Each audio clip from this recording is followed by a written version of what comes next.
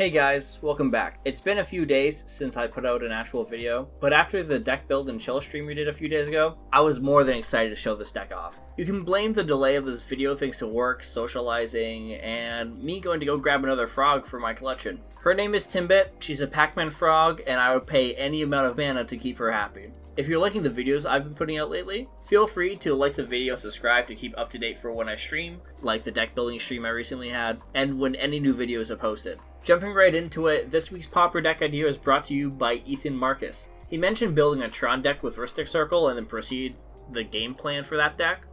But spoiler alert, I didn't end up using Ristic Circle. For those of you typing what is a Tron deck into Google right now, a Tron deck basically revolves around assembling Urza's Mine, Urza's Tower, and Urza's Power Plant, and abusing the massive amount of mana generated with these lands to pump out everything and anything scary. With this mana, we can cast big scary boys like Ulamog's Crusher, and 8/8 for 8 Eldrazi with Annihilator 2. Alternatively, we can pump out some creature tokens with Horncaller's Chant or Slime Molding. Horncaller's Chant costs 7 generic and a green to give us a Rhino token to trample, then the additional benefit of populating, while Slime Molding allows us to pump out an XX Slime for X and a green. If we feel like we need a board clear to deal out some direct damage, Rolling Thunder for X and 2 red allows us to pump as much damage into that spell and deal X damage split among any number of creatures and or players. Cards like Mulldrifter and Strike Riverwinder give us some flexibility to decide if we want to do some card draw, or additionally throw some blue wet things at the Smarty playing Affinity. Ancient Stirrings is one of the key cards in the deck, allowing us to look at the top 5 cards in the library and put a colorless card in our hand. Hint hint, a land we might need.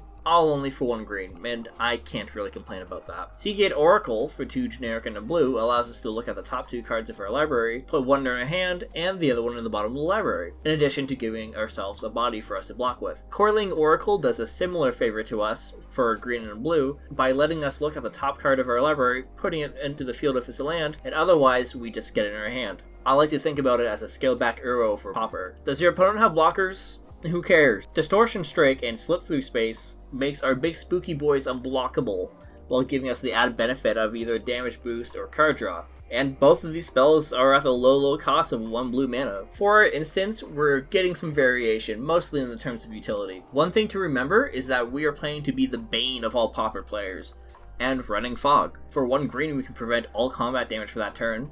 And additionally, we run Moment's Peace, which is 1 more generic than Fog, and you can run this at your own preference.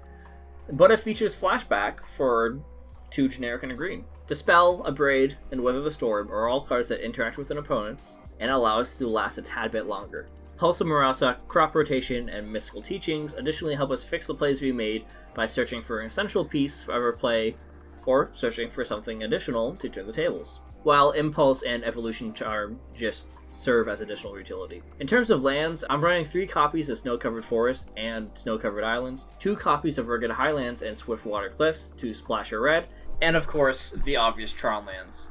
Our sideboard consists of extra copies of Abrade, Slip Through Space, Striped Riverwinder, and Ulamog's Crusher, if we need some more consistency, while adding new cards like Maelstrom Colossus and Fiery Cannonade. Our Golem Friend gives us the chance to get some additional value, and Cannonade will often clear the whole field if needed. Essence, Scatter, and Prohibit are the necessary negates that we need to have in our sideboard in case we need to interact a little bit more, while Brainstorm and Reclaim the Waste will allow us to cycle through a deck a bit faster. I already did 1 playtest with this deck, and it was very satisfying to drop an Ulamog's Crusher on turn 4 and start controlling the board. It's very satisfying to watch people sacrifice their own cards. If you want to try this deck out for yourself, feel free to check the description in the bottom, and the link should be there. Anyways, that's all I have to say for today. I'm very excited to start playtesting this on some live streams.